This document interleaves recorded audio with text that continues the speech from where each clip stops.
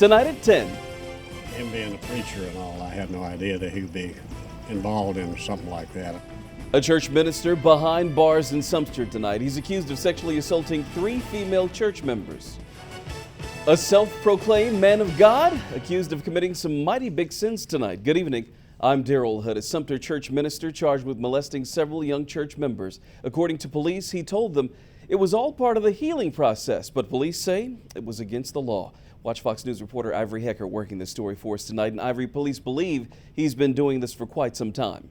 Daryl, police say Larry Durant, who is 58, committed sexual acts with 3 girls from his church as early as 2011 and continued doing so up until this year. At least 2 of those girls were children between 11 and 14 years old.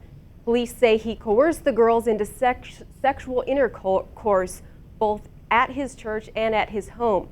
His neighbor says he never would have guessed what was happening right across the street. I was shocked. I had no idea that him being a preacher and all, I had no idea that he'd be involved in something like that. Police say they have been investigating Durant after the parents of the victims told police Durant used his position in the church to take advantage of the girls. Police say Durant convinced the girls that sex with him was part of a, quote, healing process and, quote, private prayer.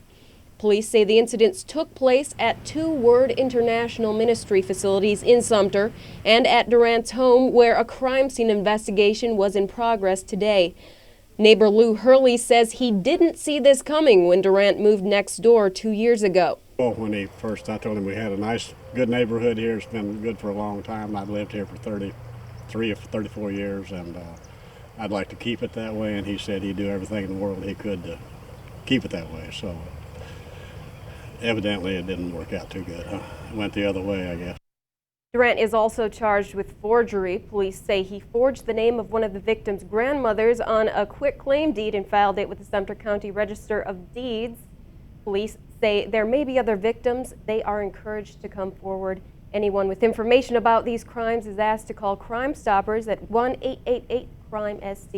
You can remain anonymous. Daryl. And you know, the terrible thing about this is there's so many people affected by these allegations tonight. He's a family man, is that right, Ivory?